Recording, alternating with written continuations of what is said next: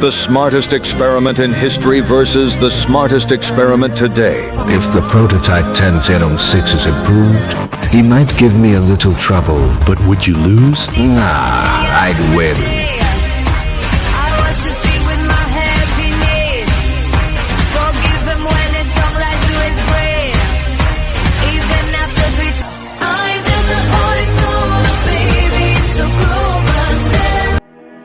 Today we're taking a look at the disturbing story of Harley Sawyer, a fictional character from the horror video game Poppy Playtime. We'll be talking about the monster from Poppy Playtimes. But to understand Harley Sawyer, we have to go back to his early years. Personality development, the trauma of rejection and the origins of narcissism. To understand Sawyer, it is essential to examine his childhood through the lens of John Bowlby's attachment theory. According to analytical sources, Harley himself hinted that his original family environment was marked by hostility or a lack of emotional support, describing a troubled home that lacked faith in the outside world. Against this backdrop of relational vulnerability, his admission to the Young Geniuses program, conceived by entrepreneur Elliot Ludwig, marked a momentous psychological turning point. The program not only provided a space for intellectual stimulation but also served as a symbolic substitute for a secure family structure. Under the watchful eye of Elliot Ludwig, who worked directly with the children to instill in them a passion for science, Harley developed an extremely intense bond. Ludwig clearly became a father figure and a primary source of attachment. Through this bond, the young Harley sought the validation, protection, and affection that had been denied him in his primary family. However, as Ludwig himself observed in his daily logs, Harley exhibited an attachment style with strong avoidant and anxious components. He was a highly gifted child with an exceptional smile, yet he showed no interest in forming friendships with his peers and displayed chronic defensive isolation. For him, science was not a bridge connecting him to others, but rather a refuge from relational uncertainty. The narcissistic wound. Harley's subsequent expulsion from the Young Geniuses program by Elliot Ludwig constitutes the traumatic, catalytic event that would seal his neurobiological and psychological fate. This expulsion can be clearly explained by Heinz Kohut's theory of the self. Kohut posits that the child requires self-objects, in this case, Ludwig, to act as mirrors that reflect his normal, emerging sense of worth and grandiosity. By abruptly withdrawing recognition and expelling him because his scientific vision lacked humanitarian intentions, Ludwig not only dealt Harley an academic setback, he destroyed his developing, grand self, causing a massive and devastating narcissistic wound. The overwhelming depth of this trauma manifests itself in an inescapable, symptomatic fact. Harley kept the letter of rejection and expulsion signed by Ludwig for decades, carrying it with him even into adulthood within the walls of Playtime Co. The chronic inability to process and come to terms with this grief transformed the original pain into a permanent narcissistic rage. During an emotional breakdown of cataclysmic proportions, the young Harley desperately scribbled in his own textbooks phrases revealing his psychological fragmentation. "I thought you cared," and "nobody cares." These inscriptions lay bare the painful transition from emotional abandonment to the crystallization of a nihilistic defense mechanism, in which the unbearable shame stemming from rejection is buried beneath the conviction that the interpersonal world is inherently hostile and disloyal. Streamlining and building up a shield. To safeguard the integrity of his self in the face of the threat of psychotic dissolution or deep melancholic depression, Harley made extensive use of the defense mechanisms described by Anna Freud. The primary one was extreme rationalization. Sawyer reinterpreted his traumatic expulsion and subsequent alienation not as a personal failure or a reflection of his emotional dysfunction, but as ideological cowardice on the part of those around him. He developed the dogmatic postulate of scientific progress for progress's sake, stripped of any moral or ethical imperative. This philosophical stance served as a veritable armor for his character. By assuming that ordinary humanity is blinded by sentimentality and weakness, he transformed his innate, defensive inability to feel empathy into a superior evolutionary virtue. His cynical worldview was firmly validated by the unconscious premise that if his own father figure had betrayed and abandoned him, emotional bonds were intrinsic weaknesses that must be suppressed to make way for the perfection of mathematical formulas and absolute technological progress.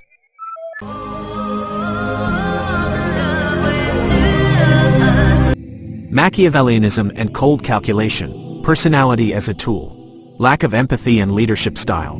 During his tenure as chief scientist and director of innovation at Playtime Company, Harley Sawyer's behavior fits precisely into the construct of Machiavellianism, one of the vertices of the dark triad of personality conceptualized by Delroy Powlhis and Kevin Williams.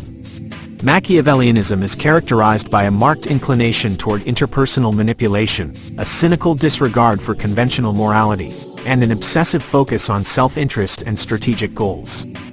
For Sawyer, the factory's industrial structure and the individuals within it, from junior staff to the orphans taken in by the corporation, possessed no intrinsic dignity. They were regarded as pawns on a methodological chessboard.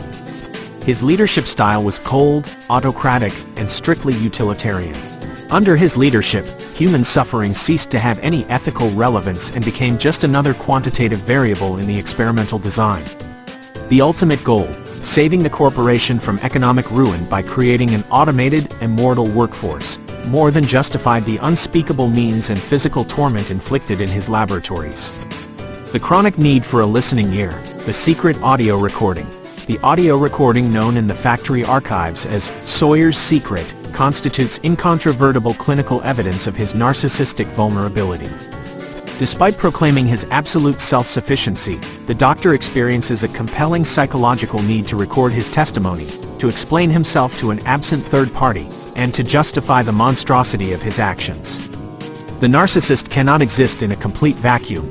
He desperately requires the gaze or the ear of another to validate the existence of his grandiose self, even if that gaze belongs to his future executioners. An analysis of his behavior based on Albert Bandura's theory of moral disengagement reveals how Sawyer systematically employed sociocognitive mechanisms to neutralize the internal moral sanctions that typically curb cruelty.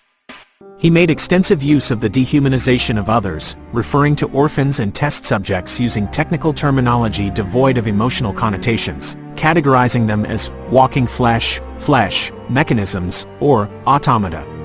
He also resorted to moral justification and the diffusion of responsibility by arguing that the big body's initiative was a corporate necessity arising from force majeure to avoid catastrophic legal litigation and optimize payroll by replacing human workers with giant, immortal toys. In this way, by cognitively distorting the consequences of his experiments, he managed to shield his self-image, perceiving himself not as an executioner or a heartless scientist, but as a misunderstood visionary trapped in a web of incompetent and ignorant administrators. Projection and the case of Quinn Navidson, Yarnaby. The complex interaction Harley had with the orphan boy Quinn Navidson offers an invaluable clinical window into his deepest unconscious dynamics.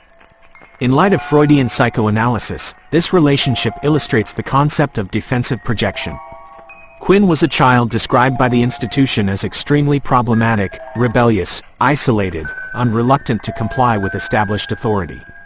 When interacting with him, Sawyer stated in the written records, "I see the real Quinn Navidson," an assertion that reveals that the scientist projected onto the child a direct reflection of his own rejected, misunderstood, and wounded child self.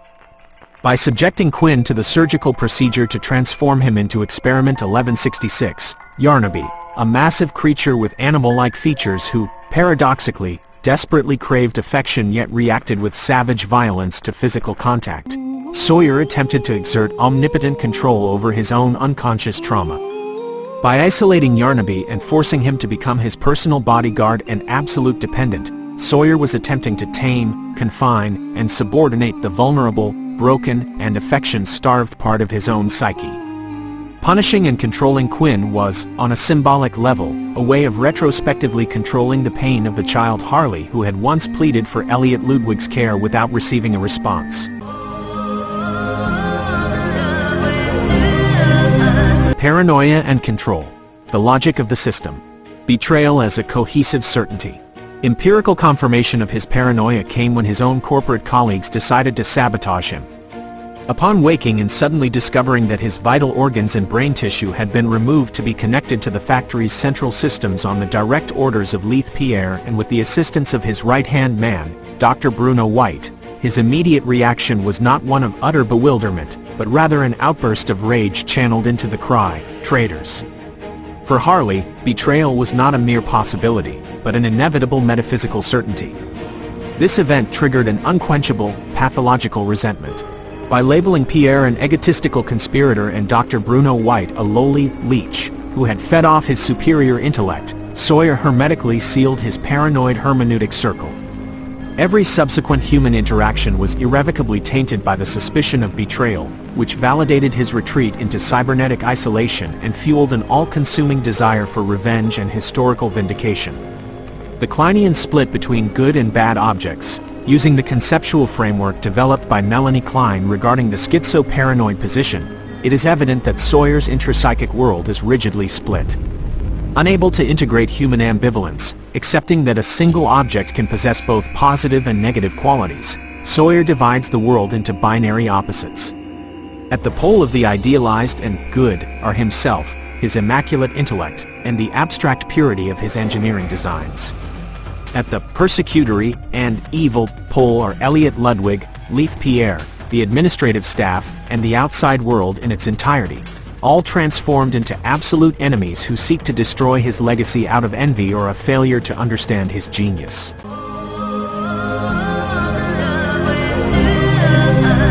The Monster's Mask: Narcissism and the Fear of Collapse. The ideal self versus the real self.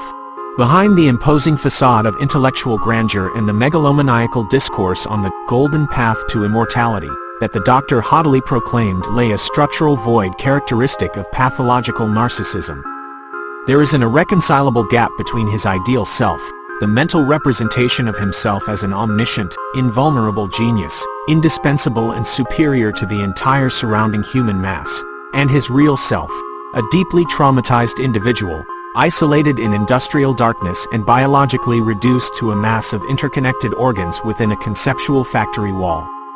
His pompous style of speech, deliberately laden with hyperbolic terms and rigid syntactic formulas designed to label outsiders as idiots, functions as a defensive linguistic coping mechanism against the underlying panic of being exposed for his profound emotional inadequacy.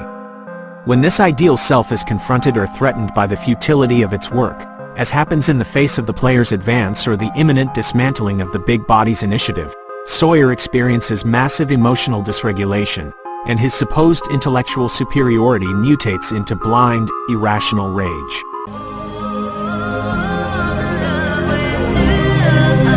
And, on the brink of death, just before his brain's infrastructure suffers a terminal overload and explodes, extinguishing the sector's energy, Sawyer hurls his final damning statement at the player: "You saved no one."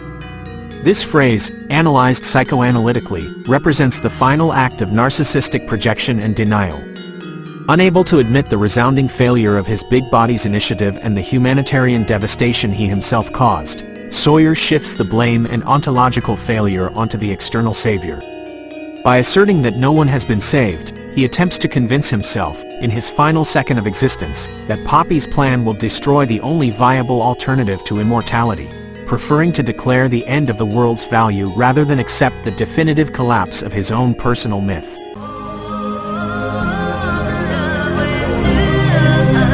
Return. Theories for future chapters. The end of Chapter 5 of Poppy Playtime has left us with a revelation. Harley Sawyer cough cough, my wife cough cough, is still alive. After apparently being destroyed when his brain was overloaded in Chapter 4, the end of Chapter 5 confirms that a backup of his consciousness exists, stored on Playtime Co.'s servers. This revelation isn't just a cliffhanger, it's the catalyst for what will likely be the saga's final showdown. But what does it really mean that the Doctor has returned?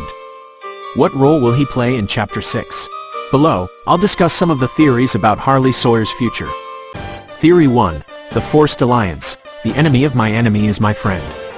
The most widespread and likely theory is that Harley Sawyer will become a reluctant ally of the protagonist in order to defeat the prototype. Arguments in favor. Shared hatred. The prototype kept him alive solely because of his usefulness, threatening to tear him apart if he fails.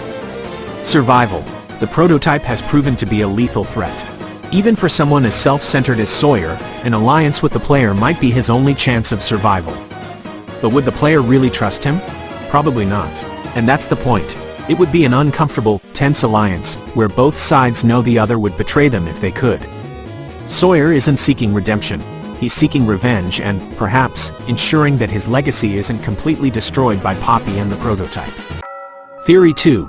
Sawyer's master plan. What if the return was part of his plan? A more convoluted theory suggests that Sawyer planned his own death in Chapter 4. How? The backup of his consciousness wasn't just a simple backup, but a deliberate contingency plan.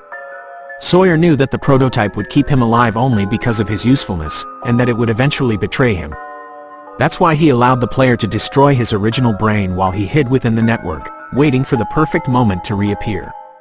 What would his goal be? To regain full control of the factory. To eliminate the prototype and Poppy in one fell swoop. To claim credit for the immortality he himself created. To prove that Elliot Ludwig was wrong from the very beginning. This scenario would make Sawyer the true final antagonist, rather than the prototype. After all, he was the creator of this entire disaster. The prototype is just one of his creations. Chapter 6 of Poppy Playtime promises to be the most intense and decisive chapter. Across the entire saga, the confirmation that Harley Sawyer is still alive opens up a range of narrative possibilities. An uneasy alliance. Sawyer and the player joining forces against the prototype, with tensions and betrayals just around the corner. Sawyer's final death. Sawyer will be destroyed forever, taking the secrets of the Bigger Bodies initiative with him. Poppy's true ending. Sawyer could reveal Poppy's true nature, proving that she was always the villain, and that the player was merely a pawn in her game.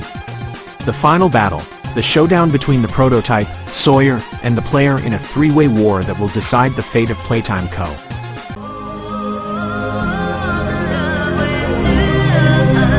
Conclusions. Dr. Harley Sawyer stands out as a masterfully constructed villain in the realm of horror fiction because his evil does not arise from an explanatory void or metaphysical mysticism. It has deeply coherent clinical roots. From the perspective of Carl Jung's analytical psychology, the Doctor archetypically embodies the shadow of technological modernity and radical scientism. The terrifying human capacity to strip one's fellow human beings of their status as subjects and transform them into mere objects of instrumental experimentation, justifying the most unspeakable atrocities under the banner of progress and abstract evolution. Finally, the analysis leads us to answer the fundamental question raised in the film and essay debates within the specialized community. Was the punishment imposed on Harley Sawyer by his corporate peers, by turning him into Experiment 1354, truly just? From a strictly criminal law perspective or one of poetic justice, it could be argued that there is a karmic symmetry in the fact that the ideologue behind the Big Bodies initiative was condemned to suffer firsthand the dehumanization of his own procedure, being reduced to a collection of biological organs enslaved by an industrial database. And if you ask me, yeah, of course, you fucking psychopathic piece of shit, I love you, my love Harley, but you're crazy, and you're a complete idiot. There's no redemption for you. As far as I'm concerned, you need to suffer more. You're literally this fucking meme. You've done. Harley Sawyer deserved what happened to him in the end. If Dr. Harley Sawyer were tried in a U.S. court, the accumulation of federal charges for torture, conspiracy, mass kidnapping of minors, and more than 100 counts of first-degree murder would automatically result in multiple life sentences without the possibility of parole or, depending on the state and federal jurisdiction, the death penalty. His transformation into Experiment 1354 will not exempt him from his prior criminal liability during his human stage. But we've strayed from the topic. Let's get back to the conclusion. However, from a therapeutic and psychological restoration perspective, the punishment proved to be completely useless and counterproductive. Far from fostering a rectification of his self, a space for clinical introspection, or the emergence of genuine reparative guilt, the forced confinement and mutilation perpetrated by Leith Pierre and Bruno White only served to isolate and rigidify Sawyer. The punishment definitively validated his paranoid worldview, fueled his narcissistic megalomania by forcing him to assume absolute control of the factory as its sole savior, and crystallized his pathological resentment for all eternity. Confinement within the machine did not cure the monster. It simply provided him with the technological panopticon necessary to turn his neurosis into a shared hell. But in my opinion, it serves him right to get a taste of his own medicine. Ha ha ha. What an idiot. And if you're wondering, this video came about because I find the TikTok edits of the prototype as Sukuna and Harley Sawyer Gojo hilarious.